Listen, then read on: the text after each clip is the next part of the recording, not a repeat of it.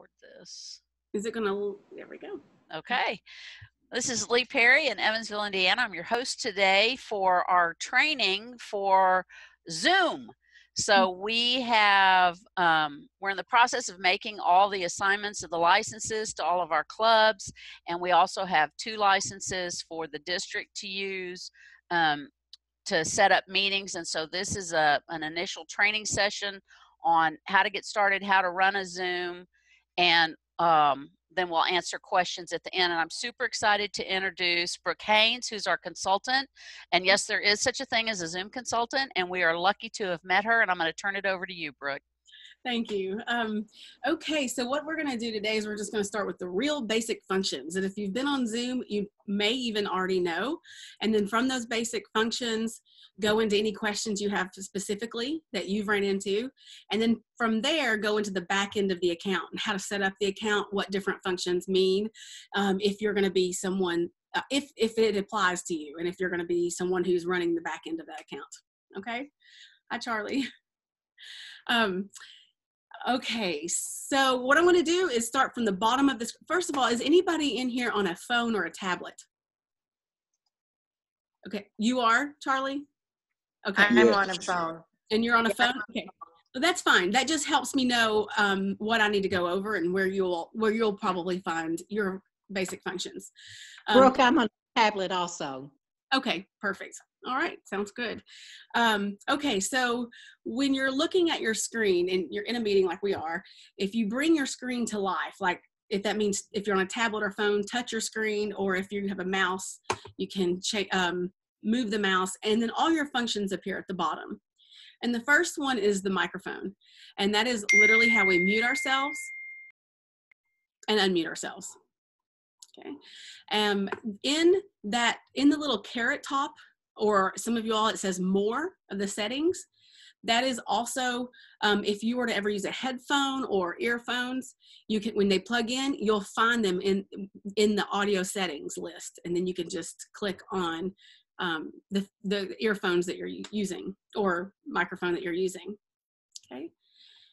The next function is, or next icon, I guess, function icon, whatever, is a video recording camera. And that right there is how you turn off your video. I think everyone here found that because I think you came in with the video off. Turn it on, turn it off. And then in that, the little caret top or the more options, you're going to see video settings. And video settings is where you're going to find a few basic features. You're going to find the mirror my video, which it's only for your preference. The recording is going to look just like it always does anyway.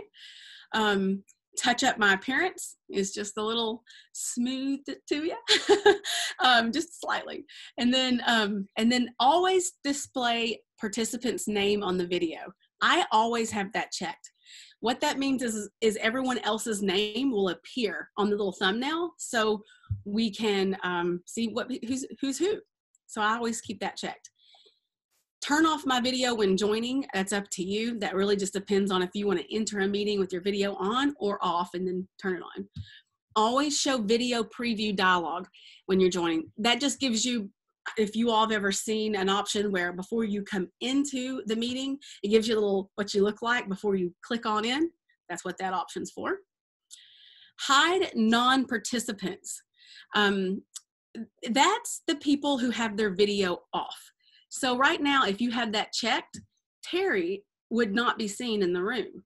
So I highly advise to keep that unchecked because we don't want to hide people. You want to be able to see them even if their video is off, okay? And then spotlight my video when speaking.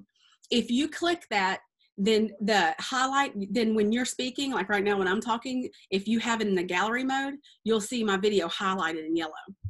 And that just helps if someone's looking at gallery view, it just kind of helps you find who's talking, right? Okay, so I went through those pretty fast. I just wanted to go through them. Do y'all have any questions so far? Okay, hang on, Jane. I'm gonna unmute you because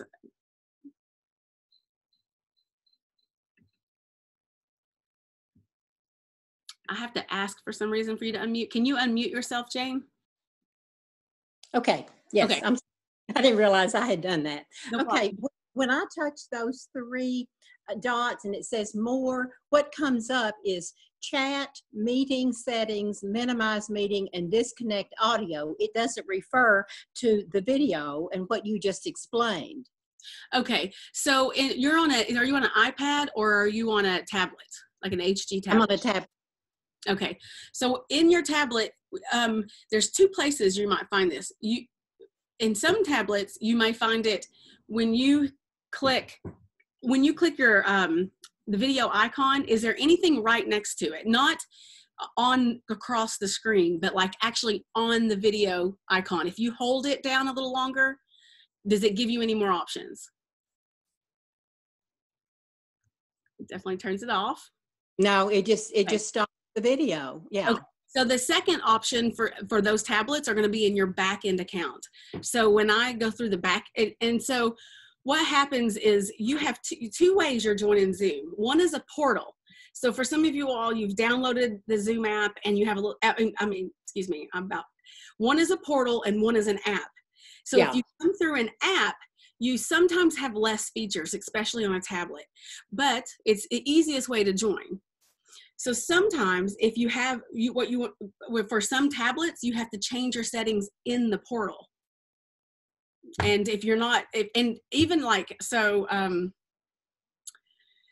in some cases it won't affect you. I was hesitant because I'm like, how far do I explain this? So like, for example, I showed up as Brooke Haynes because it captured, and I have my own account under Brooke Haynes. But, but when I come into someone else's meeting, I have my own settings that override the meeting settings sometimes back in my own account. Did I explain that clearly? Yes. Okay, thank you. Okay. Please, and I know that there is a settings icon somewhere, so maybe that's where it is. Thank you. You're welcome. And at the end of this, we can definitely go over and make sure you find it. Okay, thanks. That'd be great. Back around, okay? Okay. Let's see. Okay, so then at the bottom of your toolbar, the next thing you probably see is participants, or you may have to go to more, and then under more, find participants.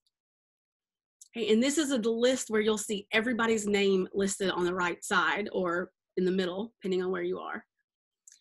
Okay, and here is how you can tell who's in there. This is if you're going to be co-hosting or hosting, where it's easy to manage mute.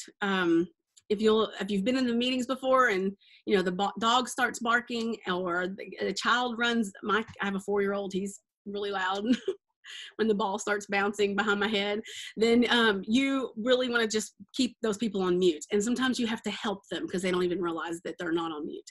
So go under participants, and the quickest way to mute them, that's a for sure way that will be muted, is right there under participants. You hover over their name. You all may not see that option now because you're not a co-host, but when you are a co-host in a meeting, you'll hover over their name and just hit the mute button. The people who are unmuted rise to the top, so it's real fast to find them.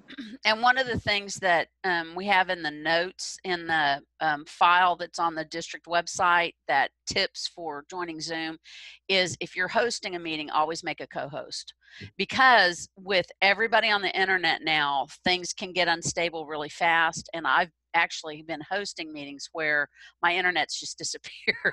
I've dropped, but by having a co-host, then they immediately become the host, and it doesn't, or I see it be unstable, I make them the host and I'm the co-host, and you save the meeting that way. The other thing is, if you're hosting the meeting and you're the one doing the presentation, or Jane, when you're doing the finance committee, you don't want to have to worry about who's muted, who's unmuted. So in that case, I could be your co-host, or whoever, somebody else on the committee could be your co-host. And then again, if somebody's got feedback or barking dogs or whatever, then I can just mute them for you. Or if they forget and stand up and they don't have their pants on, I can turn their camera off for them. So I've been on meetings where luckily they weren't Rotary meetings, but I've been on meetings where they were, yeah. So and are walking with it and making them.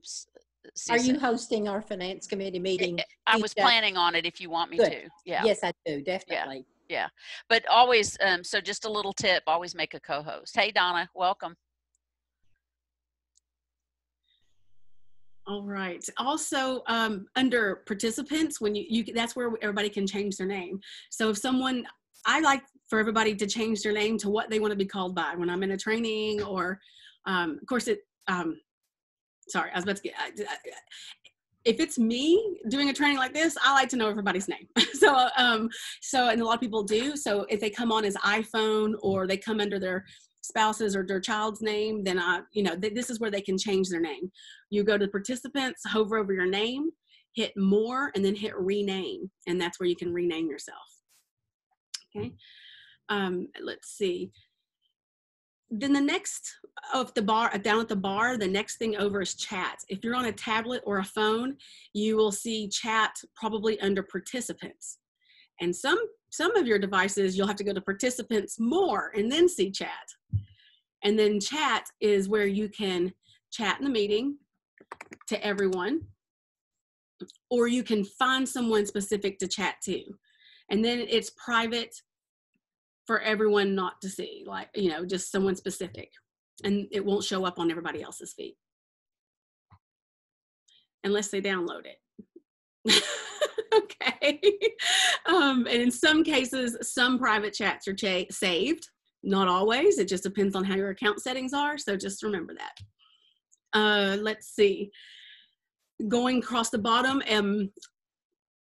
okay, record. If you're hosting or if you're co-hosting, you want to record either locally or to the cloud, and locally means to your computer. And that way you're not taking up space in your account. Okay. The next option is at the top right of your screen. You're going to see a speaker view or a gallery view.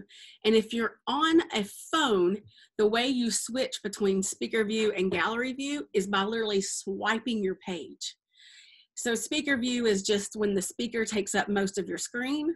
Gallery view is when you can see the everybody in the room, or at least a page full of everybody in the room. Okay. So if you're on a phone or a tablet, that's when you swipe your pages and you start seeing everybody pop up.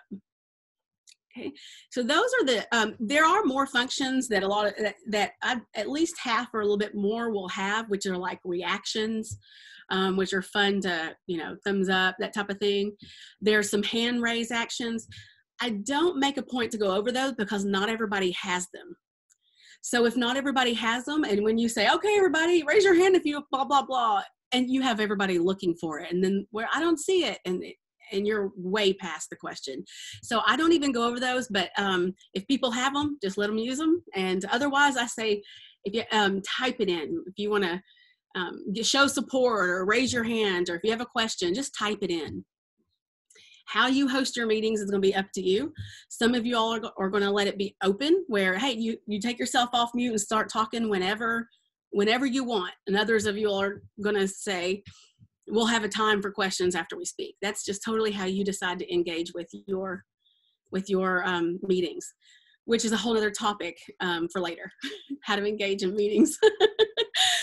Okay, so that is the basic functions there. What kind of questions do you all have for just those functions? Any? Okay, so I'm going to take you into the back ends of the account. Lee, did you want to go over anything about the account itself and running it, or? So the clubs each have their own license, and whoever set that up, it's attached to the club email address. So whoever set that up, so Charlie, you've set that up, it's attached to the email that you gave me. You've just gotten an email from Zoom in the last 30 minutes because I got it up just before we got on this call. So when you set that account up, that login, that email, and your password you create will be what either you or whoever's hosting the meeting will need to use to get into the meeting. Okay, so if you can't be on for some reason, then you can just give that login information to somebody else and they can host the meeting. You can also go in, what I did the other day for a couple folks on the International Service Committee. They just wanted to have a chat. They didn't need to share their screen. They didn't need to show any PowerPoints. They just wanted to talk, but they wanted to see each other when they talked. So what I did was start the meeting, made one of them the host, and then I just left the meeting. So you can also do that as well, just to let you guys know. You do have, with your club accounts, you do have a certain amount of storage. I found that it's about, for the standard plans, Duncan, the Bowling Green Club has the large plan, and I don't know how much storage is associated with that, but for everybody else, it's about 4 or 5 meetings. So unless there's something really super important that you need to record to save to your to the cloud, I would just go on and save it to the computer, because then what happens is you get an MP4 file downloaded to your computer. The Zoom app will create a Zoom folder. That's a folder, in case you're wondering. And then it'll save, automatically save that to your folder so that you can share it back out again. And I think, Brooke, I think that's, oh, the only thing we didn't talk about was share screen. Do we want to talk about that now or later with the? I'd say we go ahead and do it, and also breakout rooms briefly. Shared screen will make sure everybody knows how to share their screen. And then also, I would love you all to experience a breakout room. So if you're planning meetings or anything of that nature, you can understand what that can do for your meeting and how you can use it and what it's like, because it's kind of weird if you've never done it, especially hosting it. Okay. So share screens. Does anybody not know how to share a screen or want to go through it, practice it? Yes, I'd like to know how to do that. Is there a way that you can share a video on the screen? Yes, yes, there is. And so what's going to happen when let me make you a host, Jane. Let's see, co-host. Okay, so you should have. Do you have an option that pops up that says share screen?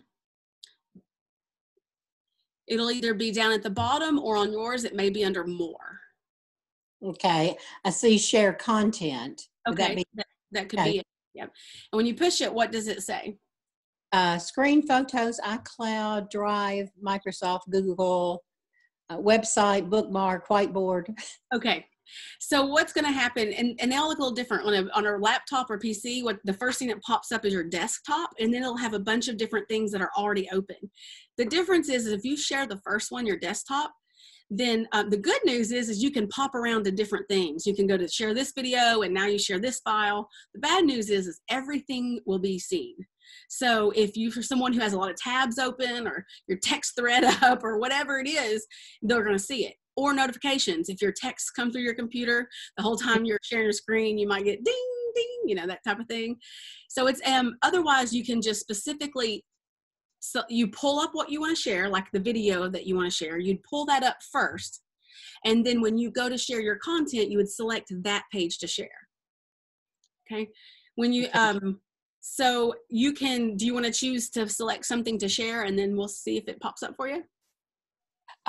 Well, the video I'm thinking about is one that I have rented from Lifeway. Okay. Yeah, so I wasn't sure how.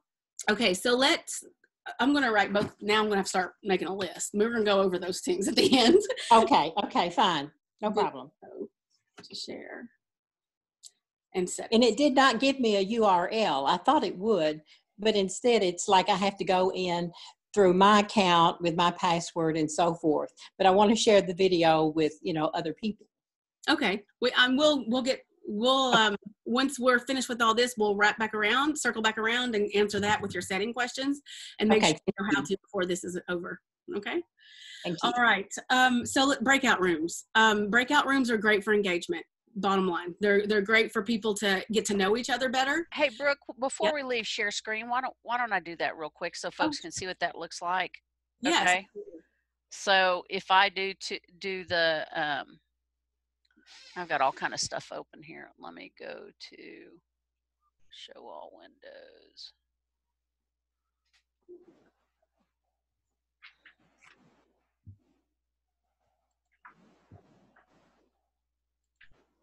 All right, I'm just going to pull up, I don't even know what document this is. Okay, so one of the things to know when you share your screen is you won't be able to see all your participants. And that's one of the things that Joanne has been super frustrated by because she wants to see everybody's reaction. So you see a portion of the participants, but not all the participants. You know what, before you move on, I'm going to do a quick Loom right here for everybody so they can show you a trick if you're on some laptops, if you're on any Mac device, or if you're on some HG devices. I'll show you how to change your screen where you can see more participants, less of the share screen. Don't listen to what I say, just know what I mean, right? It's like, okay, let's see.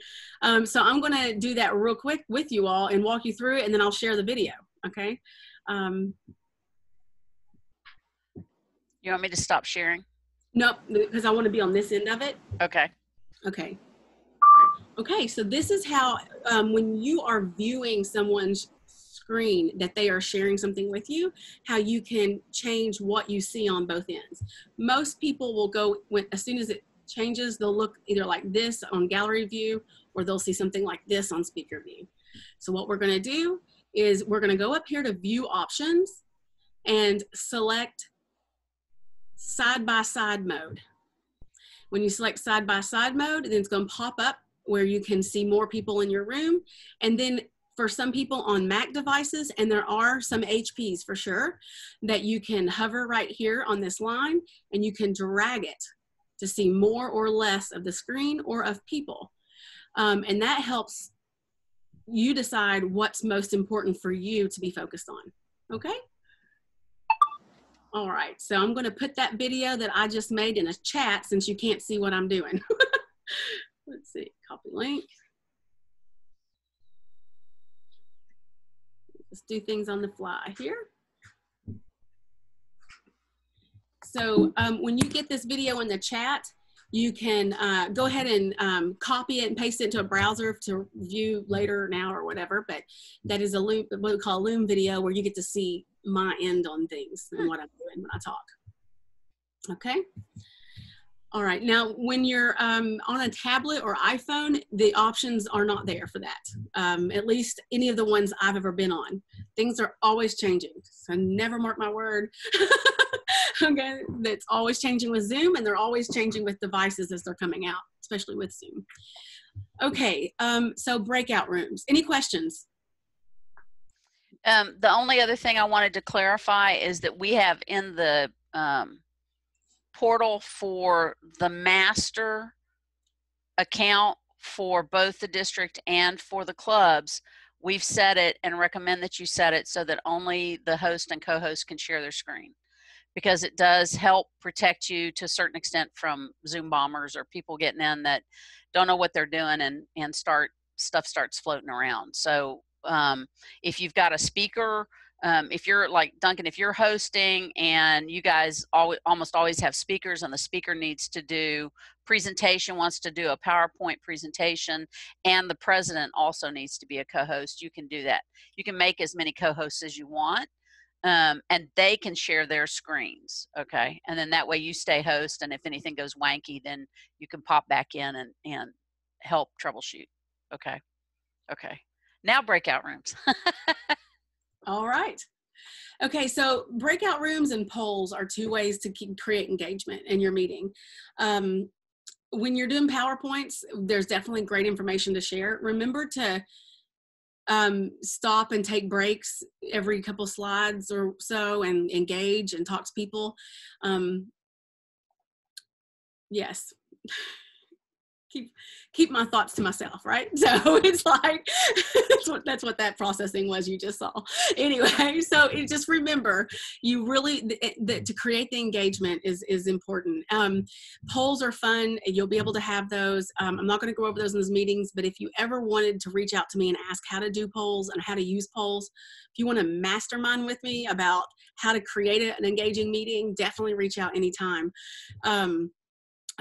So I won't go through that, but keep that in the back of your head.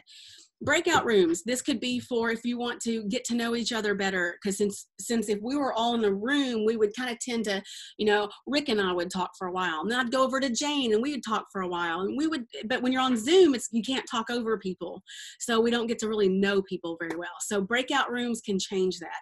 It's also fun for games and Jeopardy, and it's good for masterminding or meetings. You know, now these chairs are going to meet in this room and everybody else is going to stay in this room. All kinds of ways to do this. What's going to happen is I'm going to create a breakout room. There are 7 of us, so I'm going to say we're going to go into 3 breakout rooms. And what you'll see is a little box pop up, and it says join in just a few minutes. That'll say join breakout room. And when you say join breakout room, you hit it and it's going to go off into this like virtual space, you know, and then you're going to land with someone. Okay. And then when you come back, the same thing's going to happen. So here we go. So you should have received a box that says join breakout rooms. Hey, Terry Chambers. Hey, Lee. I'm not coming on the picture. I have been in the yard all day. I am like hot, sweaty, and it's like I don't need to be seen by Oh, anyone. it doesn't matter. It doesn't matter. It's the weekend, girl. Well, I did want to know, that was going to be my question, how to do these breakout rooms. So Well, this you is can great. use them like tables in the meetings, and that's one of the things we got. That was super fast, wasn't it? You were like, hey, bye. Yeah, just for the sake of the meeting, I thought we'd go real fast. Jane didn't even have time to unmute. That is when you're hosting them, that is something to remember, that it takes people a while to land. So don't start your time until you see that or you feel that someone had landed. Okay. I mean, everybody has landed, and you'll see them go off one at a time. And then when you end the breakout room, there's going to be an option video. I'll actually share a video with you that's really simple that Zoom makes, and about how to manage breakout rooms.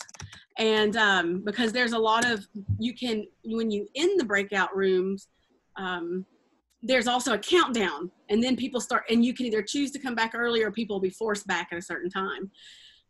But when you're hosting and you've never done it before, and if you're anything like me, I'm like, oh no, where are all the people? What have I done wrong?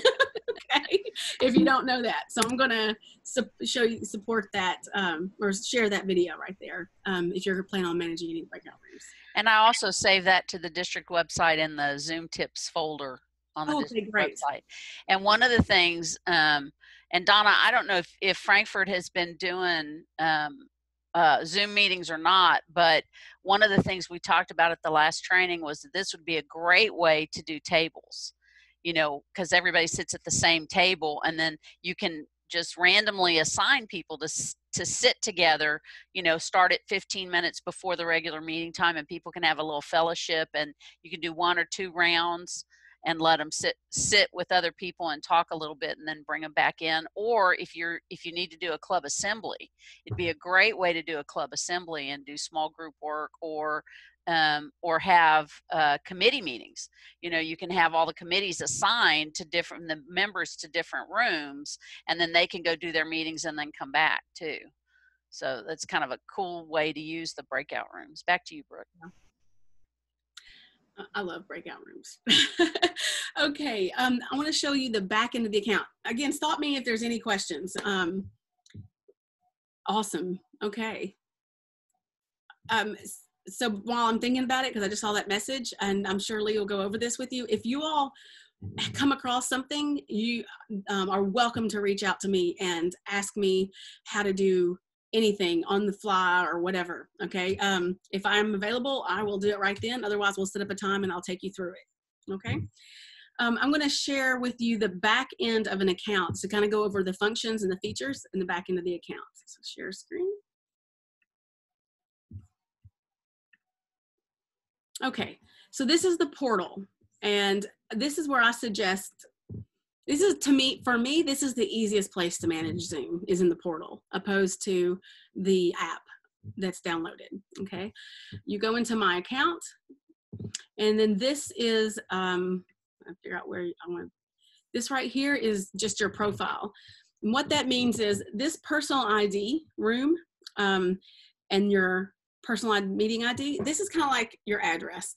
I love it when Lee says that. It's exactly right. This is always the same. Some people do just use that, but I definitely strongly suggest when you all have meetings to set up a meeting and generate a new link every time. And we're going to go over how to do that in a minute. Okay. Under here are settings, but we'll go to settings first. And here are some basic functions in the back end of the settings. There are two levels of a Zoom account. There's the account management settings, and then there's these settings. So the account management settings is down here under account management and then account settings. Sometimes things have to be turned on back here for them to work perfectly all the time, as well as this settings right here. I'm hesitant because I don't want to get too far into that unless you have questions. Most everything you do, it's okay to just change these settings right here under the basic general settings. Okay. This host video, all that means is when the videos start, when you get on as a host and as the participants get on, do you want their video to automatically be on, or do you want them to have it off and then have to turn it on? It's really a preference. Audio type will be defaulted to telephone and computer, and that's where you want to be. Join before host. We were talking about this the last meeting. A lot of people like this because if someone isn't going to be able to join the meeting until right before it's time, maybe you're getting off one meeting and you have another one, or you just aren't going to be able to make it early, you can join before host and people can start gathering before you get there. The only thing about that is that there are Zoom bombers that happen. I do this every day, several times a day for a long time, and it's only happened to me twice. Zoom bombers, they were very easily removed. It's up to you how you want to manage the join before host, okay? This enable personal meeting ID, this one's on because everything's going to be, every meeting ID is going to be created from the, when you schedule a meeting. And you can, why it's on, I misspoke. Why it's on is so you can use it, but in this, in what we're going to talk about, we're just going to create new meetings. Let's see, we're going to move down through here. This is all just basic defaulted stuff, passwords, and this is not really much anything you really need to worry about. If you ever have a question, you're definitely welcome to ask me. But down here, mute participants upon entry. If you're going to host a meeting more than a couple people, it's a great thing to have on. So that way, if you're into your meeting and you're talking and someone joins you 10 minutes late and their barking dogs are there or running around kids or whatever they are, whatever's happening, they will at least come into the meeting silent. Okay. Let's see, let's move on down. Here's the settings that you want to go into the back end of the account once you get it and start paying attention to. The chat, you want to make sure it's on. The private chat, you want to make sure that's on too. I believe in that anyway, just because there are times when someone might say, hey, give me your number, or whatever. There's reasons why you don't want to, someone might share their condolences, but not know if they need to in front of everyone. You just never know. So I personally keep mine on. Auto saving chats, I keep that on because there could be some good things. You might have some chat what you think would be a great idea for fundraising this week, and everybody chats it. Now you have it saved. You can go back and review what everybody has chatted, or post it if you have a Facebook page or something of that nature. File transfer, that has to be on, and it's going to be defaulted to off in the back of your account. But you want to turn it on if you're going to share files. If you're going to share links like Google Drive links, if you're going to upload things from your computer, you need to turn that on so you can do that in the chat. And what that looks like is, yeah, Rick? Hang on, I'm gonna. Is there a size limit on the size of file that can be shared? That's a great question. I will look that up for you and find out. I'm not sure. I'm sure there's probably is, but I'm not sure. I know I've done a lot of, there's a PDF that's PDFs that are so large that they have to turn into Google links, but yet in an email, let me say that again. I'm in a training often that the PDF is too big to go as an attachment in an email, so it converts it into a Google link. However, in Zoom, I can upload it as a PDF, and it's definitely bigger than a Gmail email. But maybe not enough for an MP4? We would just have to try it. Later on, we can do that. Okay, all right. And I don't know the specifics on that. Okay, let's see. So the file transfer is on, and then where you'll find that option is in your chat box. So when you pull up chat, down at the bottom, you'll see 3 little dots, or in some computers, it'll just say file. Okay, and then you push that, and it'll ask you to upload it or share it from whatever you're going to share it from. It'll give you options. Feedback to Zoom. That's just at the end of the meeting. If how Zoom went for you. If you want to have that on or off, that's just totally optional. They just throws up a thumbs up, thumbs down, was Zoom working for you today? Okay, co-host, you want to make sure that's on. I think right now when you have a brand new account, it's defaulted to off. So you want to go turn it on. That changed in the middle of COVID. So I'm not sure with this new rollout as of today, tomorrow, all this could change. It's something to think about. Okay, polling. That I keep it on in case you just want to do a poll. If you want to do a poll, just keep it on and you'll have that option. Always show meeting control bar is, if that's on, that just you have to turn it on in 2 different places, but it means that the meeting control bar will always stay presented instead of it going away when your computer, you don't have to shake the mouse or tap the screen for it to show back up. Here's your screen sharing options: host only or all participants. Lee was talking about that earlier, that they prefer you to have host only and you assign co-hosts to share their screen. Okay. Annotation, that's when you have a whiteboard. When you share your whiteboard, you're able to go in and draw on everybody can draw on the whiteboard. They can type or text. They can paint, and that's good for engagement. I will tell you, if your users aren't tech savvy or even a little bit tech savvy, it can confuse things and slow things down. You might as well just stick to a chat. If your users are really quick with it, then it can be really fun to see people put answers on the board and draw out things, and it's very engaging. But I have seen it slow trainings down when people aren't really receptive to how to use it. The whiteboard is what I'm speaking of. The annotation goes with the whiteboard, okay? All right, the remote control option, it has to be turned on to use, and that allows me to go into someone else's, request remote control over someone else's computer. They allow it, and now I can go into their computer and look for things or show them how to work on something. Allow removed participants to rejoin. That is, so the good thing about that is if you do get bombed, I guess, is that, then what's going to happen is you can remove that person quickly and they're gone. They can never come back. But remember that if you're in a regular meeting and you accidentally remove someone, they're gone and they cannot come back for that meeting. So it's going to be up to you whether you want to turn that on or off. And the other issue that might happen is if somebody's internet drops. If you have that turned on and they can't come back in and their internet drops, then they're out of the meeting. So just think through what makes the best sense for you.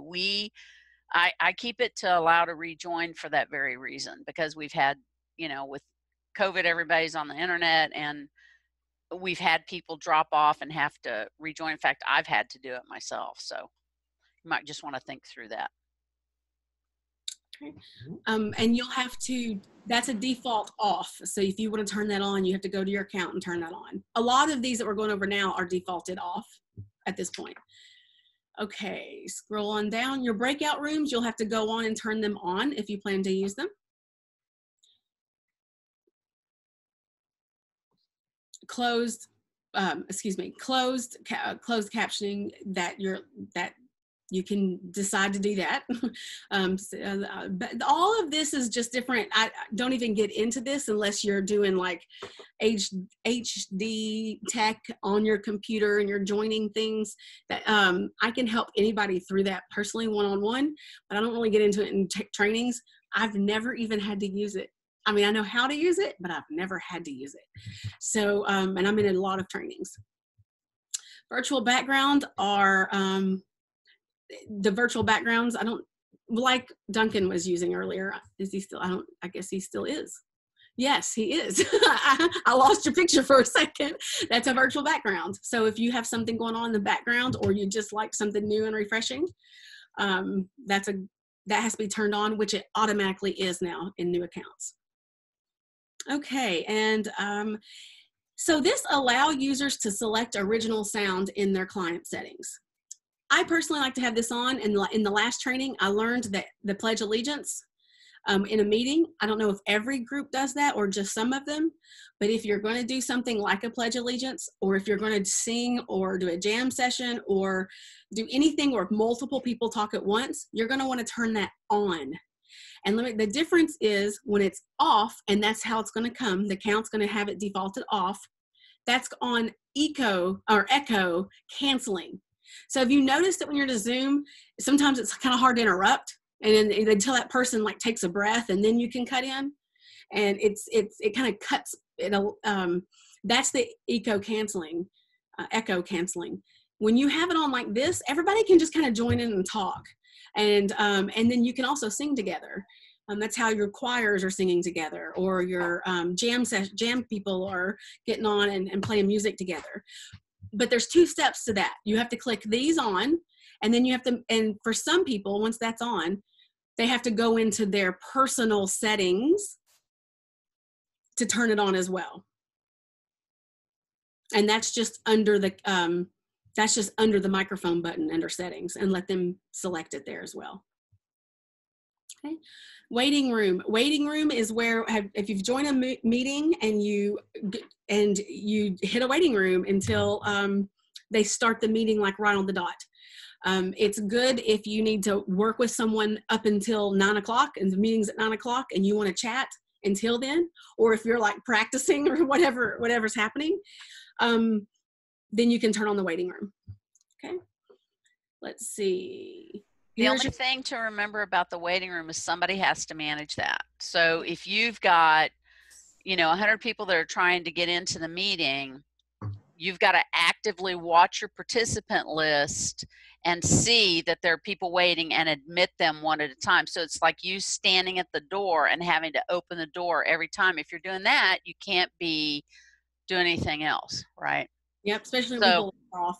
Like drop off and then come back. If you're doing a private conversation, you're concerned about other folks coming in, that might be one thing, but it's a lot of extra work unless you've got a reason to use it. I'll just from a meeting management perspective, folks that have issues with a lot of Zoom bombers use it because it's a way to keep people out.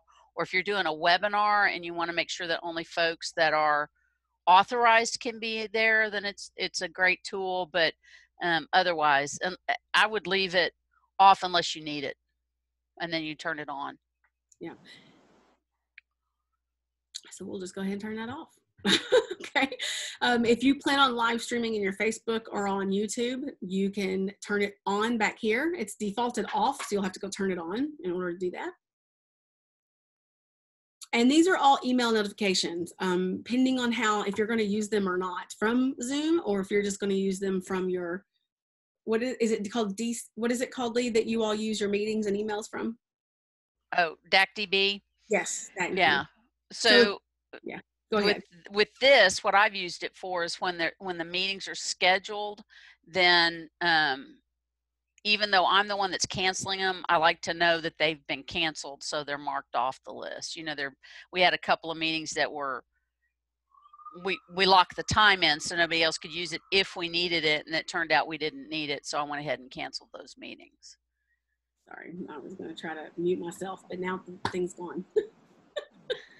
We're right like 2 blocks away from all the. The other thing to let your folks know is that anytime somebody goes into your account, if they log into a meeting and the meeting's not going on, you will get a, hey, you got people waiting, log in. So if they need to test, have them use the zoom.us/test, and that is also on the tip sheet in the Zoom tip file on the district website, because otherwise you get all these emails from people that are trying to figure out how to use Zoom when there's not a meeting going on. Okay, let's see. All right, and then that's it. That's about it for all of this. There are, of course, there's deeper dives, there's deeper levels to all of Zoom. I'm going to keep this one basic, but I do want to do two more things and go over the recordings here. So what I did is when you log into the back, here's your account, go down to recordings. And this is where all your recordings are. Okay, and this is if you want to download them, like perhaps you're wanting to save it there and then download them, you go to more and hit download. And then you can delete it from the back end of the account because now you have it on your computer. Or you just record locally and you don't have to worry about that. Okay, back to settings, you want to go to your recording tab. And when you go to your recording tab, if you're planning on doing a recording that you definitely want for like any type of purposes of sharing with people a certain way, like if you really care about the recording and how it looks, is where I'm going with this, then you want to drop down here and there's record active speaker with shared screen, check that. Record gallery view with screen, check that. And then record chat messages from meeting. That has to be selected too, okay? And then what'll happen is you will get all 3 versions into your account, and then you can decide if you like the gallery view or the speaker view and delete the rest of them off. But the biggest thing back here to have of what I just said was to select this save chat messages. That way you can refer back to those chats and it'll save them if you need to. Yeah. One thing to remember, yes. If you have saved personal chats and you have 2 people that have been corresponding, like I've used it to remind somebody that they needed to say something or to refer to a particular piece of information that needed to be shared to the whole group. But if you have people that are making snarky comments or anything like that, those personal comments are saved to the chat. So if you're going to share that with everybody, make sure that you take a minute to delete the personal comments out of the chat. Could get kind of embarrassing, a little awkward anyway. Back to you, Brooke. No problem. Okay, we're going to schedule a meeting. Does anybody not know how to schedule a meeting? And do you want me to go over that in this training? Let's do it for the recording purposes, I guess.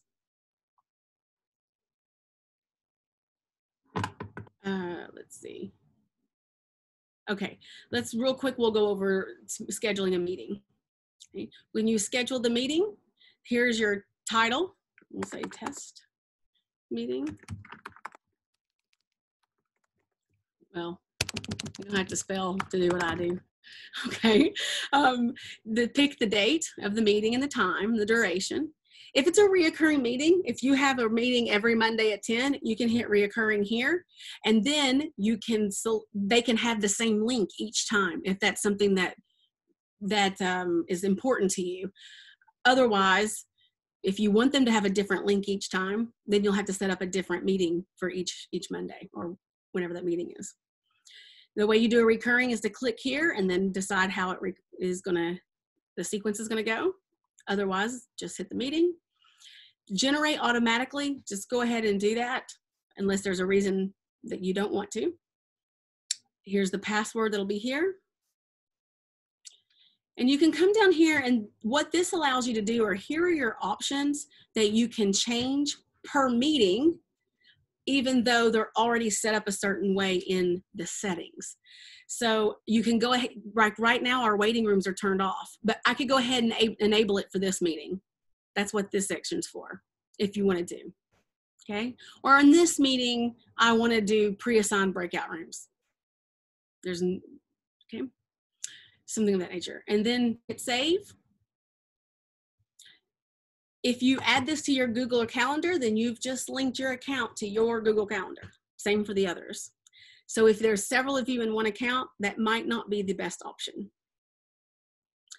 Come down here and you will see copy invitation.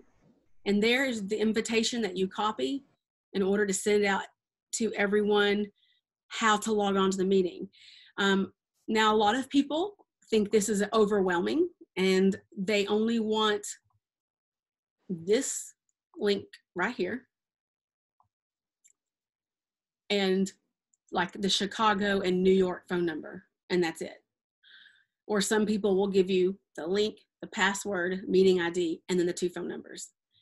It's up to you and your preference of how you want to record that meeting invitation. Let's talk about that just a minute, Brooke, while you have this popped up so everybody can see it. So that first hot link is if you're on a computer, a smartphone, a tablet, you just click that link and it'll open the app and you just pop right in. You don't have to put, generally, you don't have to put the meeting ID and password. Sometimes things go wanky and you do need to have the meeting ID and password. That section that says one tap mobile, that's if you're only going to be able to listen on your smartphone. And then the dial by your location, I take everything out except for Chicago and New York because that's Central and Eastern time. That's audio only. So your folks that do not have access to tech, that are on a flip phone or a landline, they can call in and participate as like a conference call. Their phone number will show up on your end on the screen. They'll just be able to listen. They won't be able to see anything, but they can still participate. Okay. And we've actually made little 1-minute videos that are on our Vimeo channel and YouTube channel for the district that show you how to do that. So most folks, even if they don't have access to tech, have kids or grandkids or somebody that can show them a YouTube video so that they can see it. And Brooke actually on that video shows, while I'm telling them what they're doing to get on it with a flip phone, she's actually punching it in so you can hear what it sounds like to do just the conference call piece. Yeah. And the other thing I wanted to mention, Brooke, when we're done with this part, you can just copy the invitation and then paste it into your DACDB P-mail, and then it goes out to everybody and they'll have everything. So you can copy and paste it and then take out what you don't want. Okay. When we go back, Brooke, I want to talk just a minute about meeting IDs. Yeah. Okay. So, yeah, one of the things, yeah, go ahead. No, go ahead, finish. I have another question. Okay. The reason that I'm not recommending that you use your regular meeting ID is that if you have a meeting scheduled from 2 to 3 and somebody else has a meeting scheduled from 3 to 4 and you use your regular home address, that personal meeting ID, you'll have people that aren't supposed to be on that call hopping on. So when you set up your, Donna, you're getting ready to do this for Frankfurt. When you set up your recurring meeting for the club, let it generate a different ID and password. Set it as your recurring meeting, so it'll be the same ID and password for the club meeting, but that's separate from your personal meeting ID, if that makes sense. And then that way you don't have a problem with people coming in. So for instance, Jane's getting ready to do the district finance committee meeting. I've scheduled a separate meeting. It's got its own ID. It's got its own password. So unless you were sent that information, you can't get into that call. Okay. And that way it keeps everything separate. Terry, what was your question, hon? Is this on this backside? Is this where we create these co-hosts? Or is that done during the meeting when you sign on as the host? That's when you sign on as a host. You can add a host to a meeting, but I don't think you'll need to. And that's a whole different ball of wax there. But when you get onto a meeting, the host, whoever starts the meeting, will be the host. And then you can go back into, click, if you, participants, I'm going to go to your participants. I don't know if you can see this as well, since I'm going to stop sharing so you can see this. So you'll go to participants, and in the participants list, find the person who you want to make a host or co-host, and it'll either say a more. Most often it says a more, and you can say make co-host or make host. Okay, because every time I've ever done it, I've just had to turn it over to them to host. I've done that before in meetings, but I've not seen where it says co-host. Okay, so then what's probably happened is, I'm going to go back into share screen, is that is it that one thing I'm supposed to pick behind the scenes? The settings? Allow. Oh, no, it's in the first page, or also I've seen it, you need to go to account settings too. Account settings, and then go to, scroll down until it says allow co-host, which is,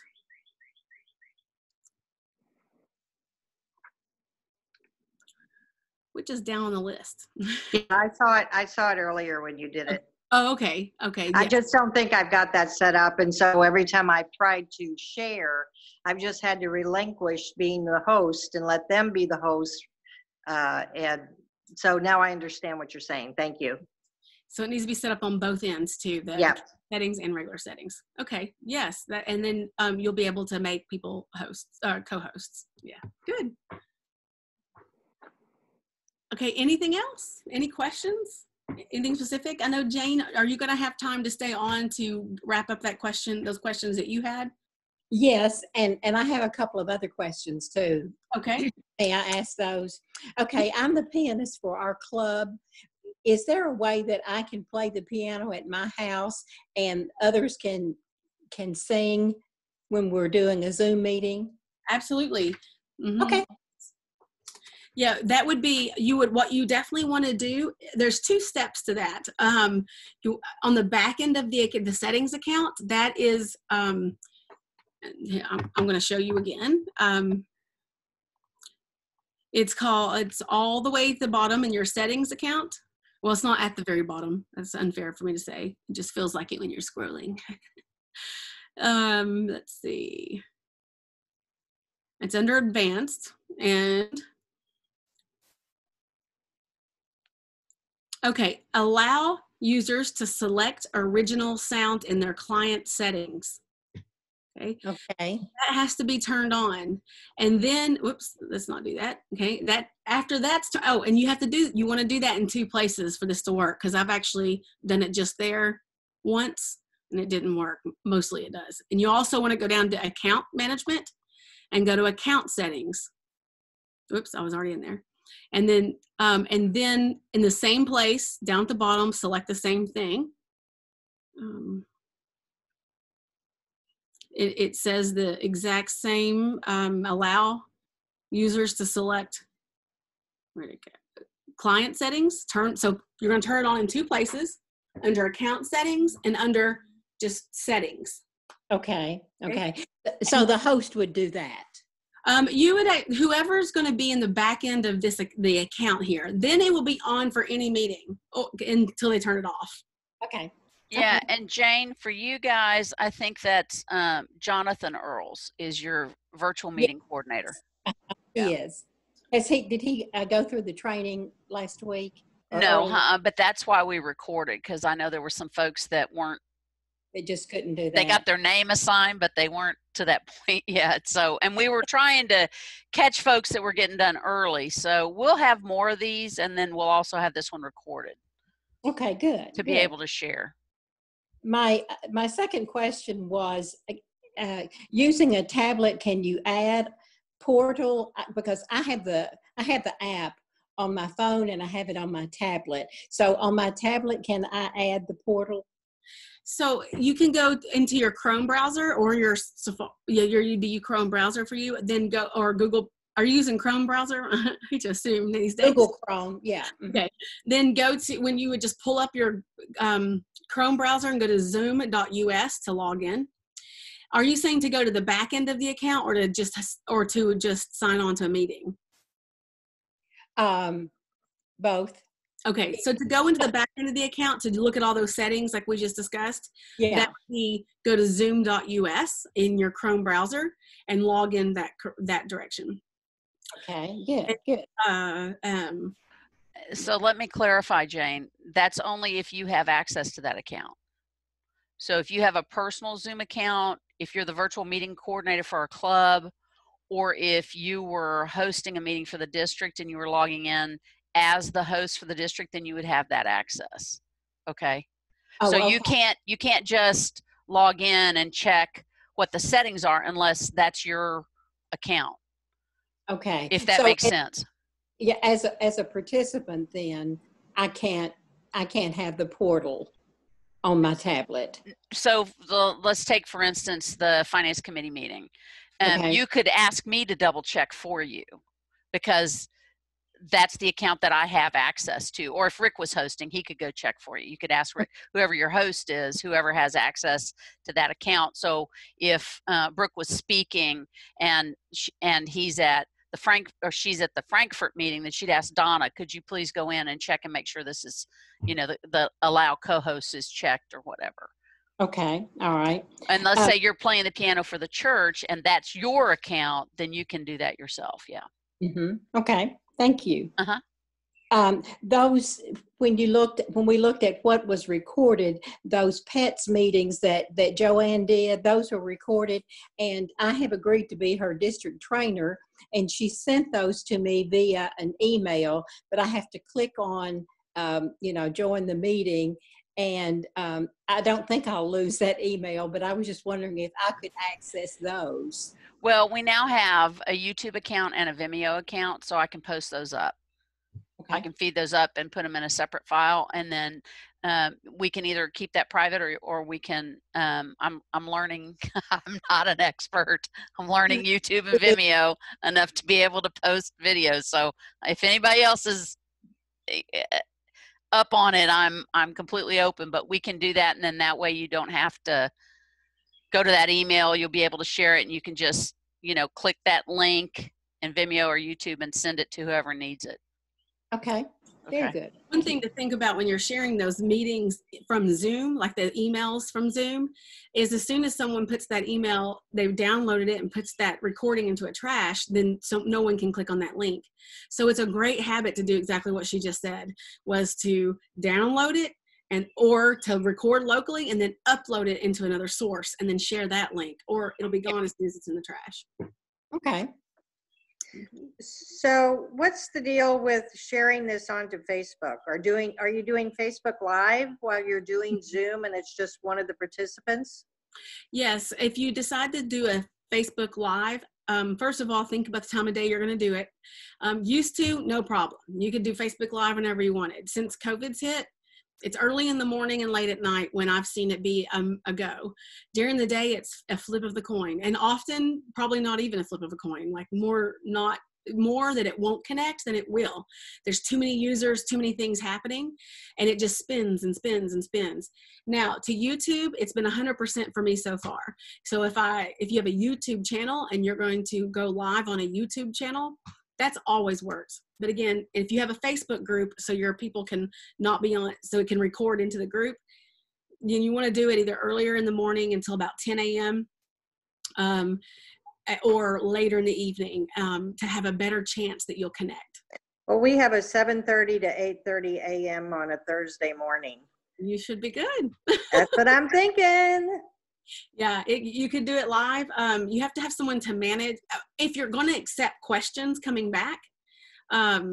Now, some people do that just so then the video's on Facebook group, you don't have anything else to do, you can move on through your day, right? So because the video is already live in the group, people could catch up whenever they want. If you're wanting feedback, like if you're wanting people to be on social media and participate from social media, then they'll say, what about this? Then you need someone watching for you. You want Yeah. to see. Okay, thank you. Mm-hmm. All right. What other kind of questions do you have? One thing I want to go back to that we didn't cover in this meeting that we covered at length in the last training is I wanted to be, I don't mean to beat the dead horse about the meeting ID and the password.